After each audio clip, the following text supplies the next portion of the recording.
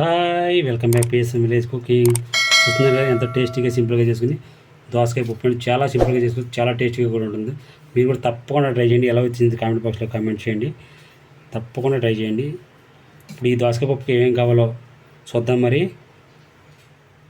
దోసకాయ పప్పు కావాల్సినవి ఒక 100 గ్రాములు అయితే కందిపప్పు అయితే తీసుకున్నాను. అలాగే 2 చిన్న చిన్న దోసకాయలు తీసుకున్నాను. ఒక 3 టమాటాలు, ఒక 3 పచ్చిమిరపకాయలు తీసుకున్నాను. ఒక ఉల్లిపాయ, అలాగే పెద్ద నిమ్మకాయ ఇంత సైజు చింతపండు తీసుకుని నానబెట్టి ఉంచుకున్నాను. పుట్టంతా చెక్కేసుకుని దోసకాయది.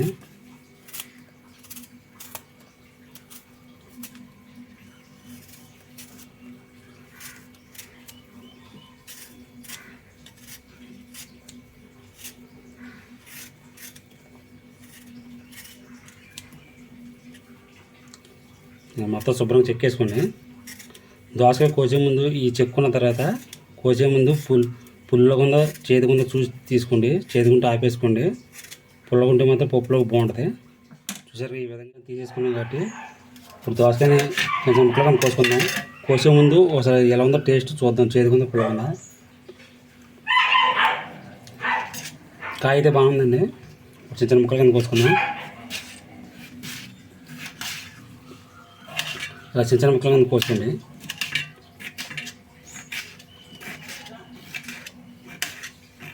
ఇలా చిన్న చిన్న ముక్కలు కింద కోసుకోవాలి. దోసకాయ, టమాటా, ఉల్లిపాయ, పచ్చిమిరపకాయలు కూడా చిన్న చిన్న ముక్కలు కింద కోసేసాను. ఇప్పుడు తయారీ విధానం తెలుసుకుందాము. ఒక కుక్కర్కి నేను తీసుకున్నాను.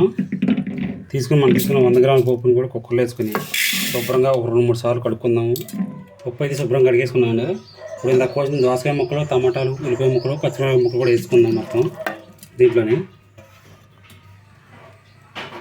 ఇప్పుడు అలాగే ఎల్లిపాయలు కూడా ఒక 1/2 స్పూన్ హైలైట్ చేసుకుందాం.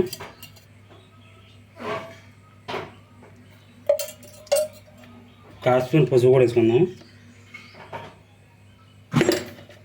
ఇప్పుడు కొద్దిగా వాటర్ పోసుకుని కుక్కర్ని పొయ్యి మీద పెట్టుకుందాం.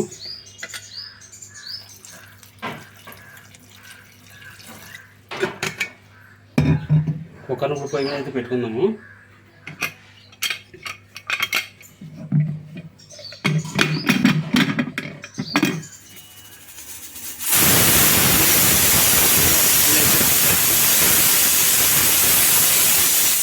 రెండు 3 విజిల్కి అయితే ఉడకదండి. మినిమం ఒక 5 విజిల్లు అయితే పప్పు అయితే శుభ్రంగా ఉడుకుతుంది. పప్పు ఎలా ఉడికిందో చూద్దాం. కుక్కర్ మాట తీసి పప్పు అయితే బాగానే ఉడికిపోయింది. ఇప్పుడు పప్పు కూడా తెట్టి మొత్తం చెడగొట్టుకుందాం.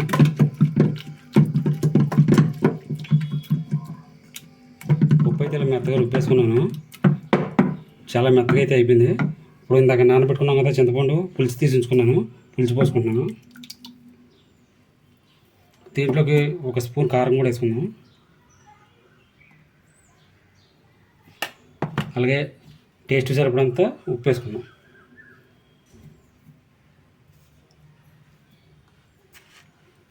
మొత్తం అసలు కలిపేద్దాం.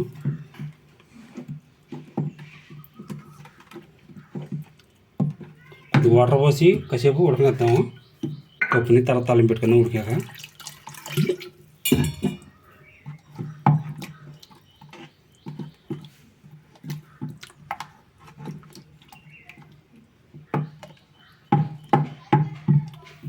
కాసేపు పొయ్యి మీద అయితే ఉడకనిద్దాం. ఉప్పు అయితే పొయ్యి మీద పెట్టుకున్నాము. ఇది ఉడికిపోయింది. ఇప్పుడు తాలింపు వేసుకుందాం. కాసేపు ఉడకనిద్దాం కదా. కారం గట్ట వేసాం కదా.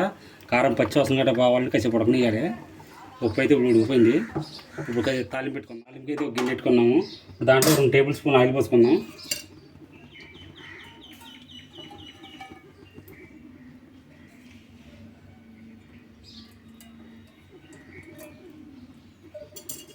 ఆయిల్ అయితే కాసేపు హీట్ ఎక్కనిద్దాము. ఆయిల్ అయితే వీటెక్కిపోయింది. ఇప్పుడు ఎల్లిపాయలు వేసుకుందాం.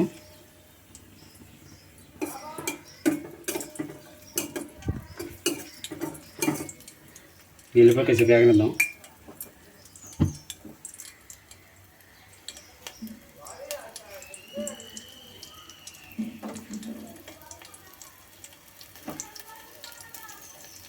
ఎల్లిపాయలు వేగినాయి అంటే ఇప్పుడు జీలకర్ర, ఆవాలు వేసుకుందాం. మాడకుండా వేసుకున్నాం.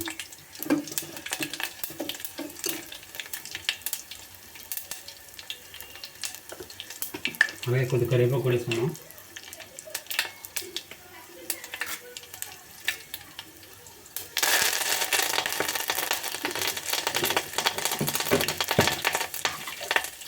అలాగే ఒక హాఫ్ స్పూను ఇంగవ.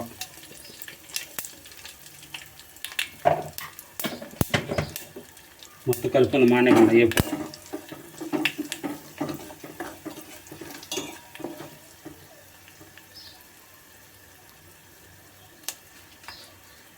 అలాగే 4 ఎండుమిరపకాయలు కూడా చిన్న ముక్కలుగా చేసుకుని వేసుకున్నాం.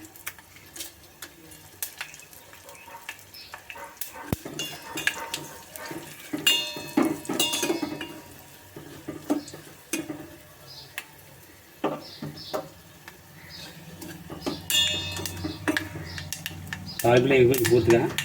ఇప్పుడు దీంట్లో ఇందాక పక్కన పప్పు కూడా వేసుకున్నాం తాలింపులో.